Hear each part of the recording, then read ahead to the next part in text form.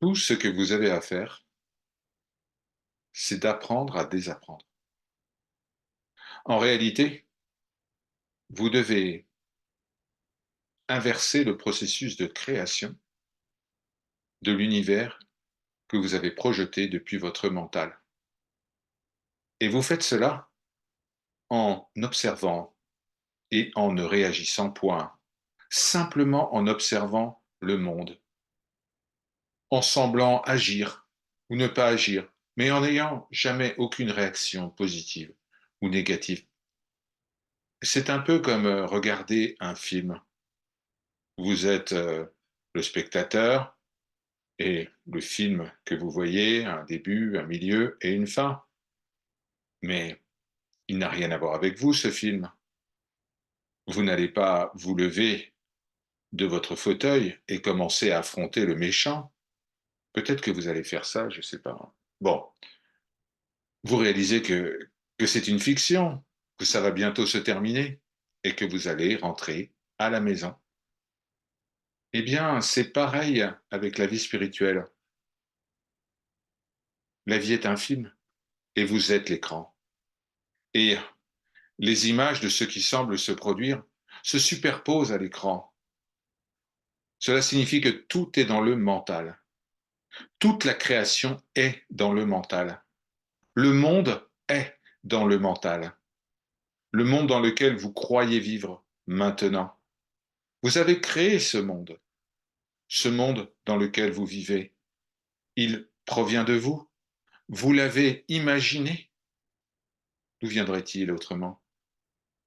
Maintenant, comme je l'ai dit, je vous l'ai expliqué tant de fois, mais vous continuez à croire que vous devez lire des livres, que vous devez trouver des sages, que vous devez méditer pendant des heures, que vous devez voyager de par le monde pour trouver la bonne personne, le bon endroit, le bon enseignement, trouver le Saint Graal et devenir libre. Mais qu'est-ce que vous êtes en train de faire lorsque vous accomplissez cela? Est-ce que vous n'êtes pas en train d'accumuler encore plus de savoir, d'expérience? Il faut plutôt vider la poubelle que la remplir. C'est vrai, non? Mais vous continuez à ajouter encore et encore. À chaque fois que vous allez lire un nouveau livre, eh bien, la poubelle va déborder. Vous allez empiler, empiler. Vous allez gonfler votre ego de plus en plus. Votre ego va devenir énorme. Parce que maintenant, vous avez un nouveau sujet de conversation, n'est-ce pas? Peut-être un nouvel enseignant, peut-être une nouvelle méthode, peut-être un nouveau mantra. Et cela vous plaît, mais c'est ce qui vous retient. C'est ce qui vous met à distance du souvenir du soi. Justement, souvenez-vous de cela. N'oubliez jamais cela. Vous devez soustraire, vous devez éliminer, pas ajouter. Quel que soit le nombre de fois où je vous dis cela, il y a toujours quelqu'un qui appelle ou qui contacte Robert et dit: Robert, vous avez vu ce nouveau livre? Il vient juste de sortir, c'est énorme. Ou alors, j'ai trouvé cette nouvelle méthode. Si je me tiens sur la tête et que je répète ce nouveau mantra, eh bien, l'éveil est assuré. Pensez à ce que vous faites. Il n'y a pas de nouvelle méthode. Il n'y a pas de méthode. Tout ce que vous avez à faire est d'éliminer le monde, la croyance que vous avez en lui. Et vous faites cela simplement en observant attentivement, avec discernement. Et en vous, une petite voix émerge et dit: tout ce que tu vois n'est pas réel. Tout ce que tu vois n'existe pas sans toi. Tu n'as rien à voir avec ce monde. Ta véritable nature est Brahman, réalité absolue, conscience, pure conscience.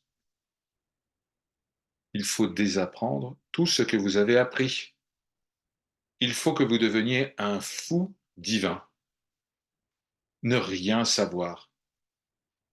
Ne rien savoir signifie ne savoir aucune chose. Vous pouvez alors dire: Bon, d'accord, mais si je dois travailler, comment ça se passe? Parce que ça va pour les gens qui veulent vivre en ashram ou qui ont abandonné l'idée d'être dans le monde. Enfin, moi, il faut que je gagne ma vie. Mais tout ça est absurde. Ce que vous avez à faire en tant que personnage sera fait. Vous devez vous rappeler de cela. Votre corps fera ce qu'il a à faire et cela sera accompli parfaitement et encore plus parfaitement si vous dégagez la voie. Tant que vous croyez que vous êtes celui qui agit et que il vous revient de faire les bonnes ou les mauvaises choses, eh bien vous allez souffrir en conséquence. Mais lorsque vous déposez tout cela et que vous laissez le Seigneur, façon de parler, eh bien vous laissez le Seigneur agir. Tout se passe de manière harmonieuse, de manière magnifique. Et vous serez toujours au bon endroit, faisant les bonnes choses. Vous n'aurez plus besoin de planifier quoi que ce soit. Vous n'aurez plus besoin de mettre en place un programme. Vous n'aurez plus besoin de faire que les choses se produisent. Vous observerez ce qui se passe, vous observerez les conditions, mais vous ne réagirez pas du tout à ces conditions. C'est comme cela que vous vous souvenez de votre véritable nature. Lorsque le dernier gramme de croyance est enlevé et qu'il n'y a plus rien, vous vous éveillez à la réalité de votre être. Mais tant que vous vous accrochez à quelque chose, alors là, les choses vont vous faire peur, les choses vont vous mettre en colère, les choses vont vous rendre fou et des problèmes sembleront surgir. Encore une fois, il vous faut désapprendre ce que vous avez appris. Vous devez lâcher prise avec tout ce qui vous a retenu. Pour être libre, cela implique que vous devez devenir rien, aucune chose, parfaitement rien. Et là, la liberté que vous croyez ne pas avoir se manifestera comme étant l'essence de votre être. Un autre problème qui peut se présenter sur la voie est le jugement. Beaucoup d'entre nous jugent énormément, jugent les autres. En réalité, quand on juge les autres, on se juge soi-même.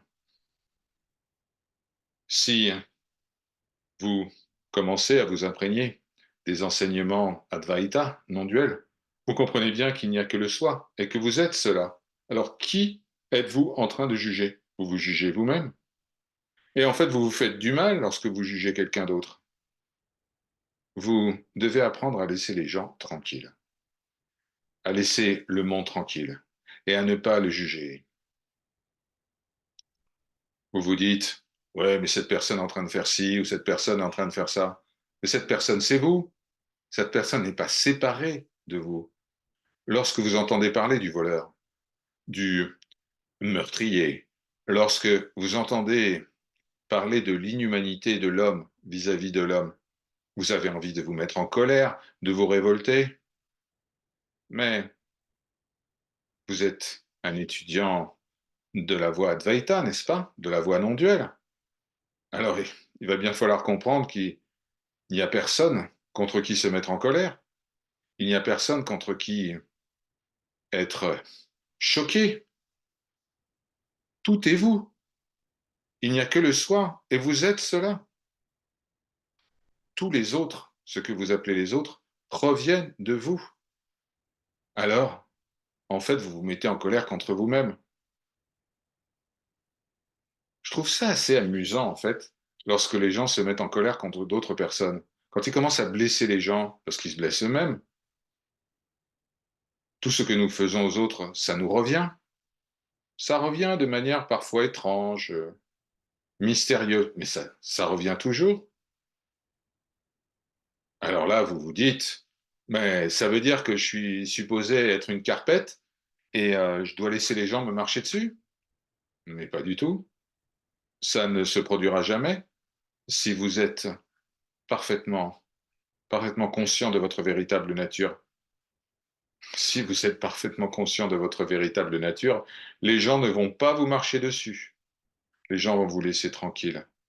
Lorsque vous comprenez que vous êtes cela, qui peut vous blesser?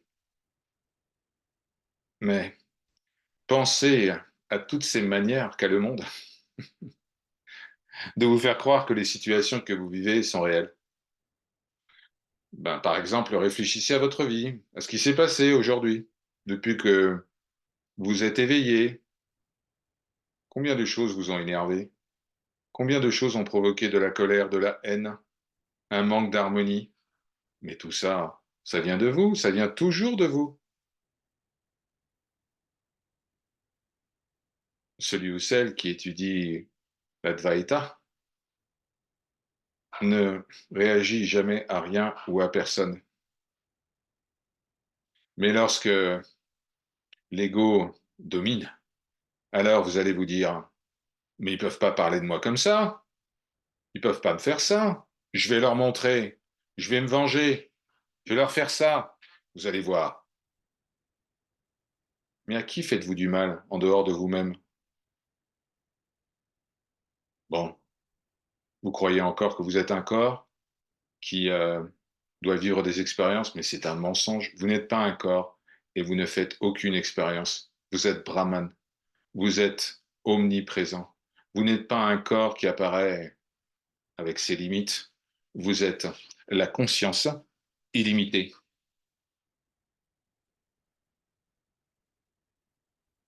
À chaque fois que vous allez juger d'une situation, d'une personne, alors vous n'aurez pas la vision juste.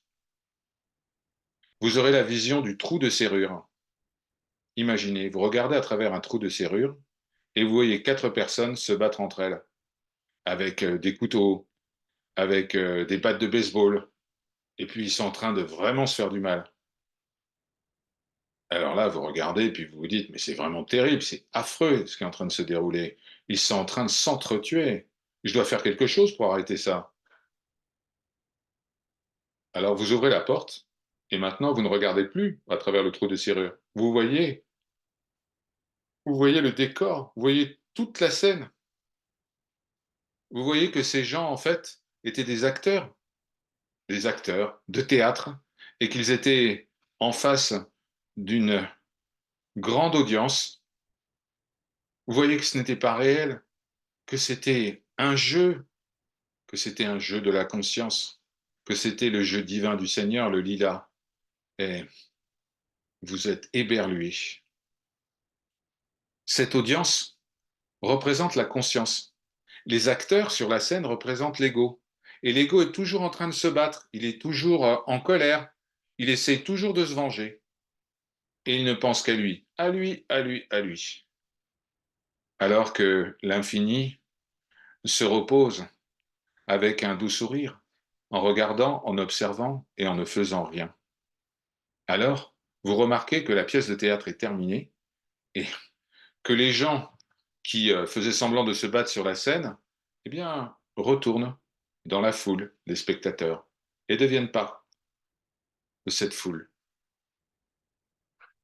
Ils ont surmonté, ils ont transcendé, ils sont maintenant conscience et d'autres acteurs prennent leur place. Alors maintenant, ça y est, il y a une grande guerre sur la scène de théâtre, comme un peu la bataille de la Bhagavad Gita, ou comme la guerre civile. Les pays contre les pays qui se tuent, il y a du sang partout. Mais maintenant, vous voyez l'intégralité de ce qui se déroule et vous n'êtes plus perturbé par cela, parce que vous voyez que tous ceux qui étaient sur la scène finissent par descendre de scène et fusionner avec la conscience. Et puis vous regardez encore une fois, vous voyez qu'il n'y a plus rien, qu'il n'y a plus d'audience, qu'il n'y a plus de scène, qu'il n'y a plus d'acteurs, il n'y a plus que la pure plénitude. Tout est devenu pur bonheur, joie. Alors vous voyez que tous vos jugements étaient complètement érodés, complètement faux. Souvenez-vous, vous avez été programmé depuis la plus petite enfance pour croire que certaines choses sont bonnes et d'autres sont mauvaises. Mais rien n'est bon ou mauvais par lui-même. Tout est. C'est votre programmation qui fait que vous vous mettez en colère. C'est votre programmation qui vous fait croire que quelque chose ne va pas et que vous devez agir pour changer les choses. Tout ça, c'est un mensonge. Un autre exemple, ce sont les musiques que je partage avec vous de temps en temps. Alors, il y a certaines personnes qui viennent me voir après le satsang et qui me disent, enfin Robert, on ne comprend pas pourquoi vous jouez ces musiques qui n'ont absolument rien à voir avec la spiritualité. Et je leur dis, vous venez juste de répondre à votre propre question. Je partage ces musiques avec vous parce que je n'ai rien à voir avec la spiritualité. Tout cela est fait pour briser vos raisonnements. Certains d'entre vous croient qu'être spirituel, c'est être sérieux, austère, ne jamais rire et tout prendre vraiment au pied de la lettre. Mais ce n'est pas du tout le cas. Hari Om Tat Sat. Om Shri Guru Namaha.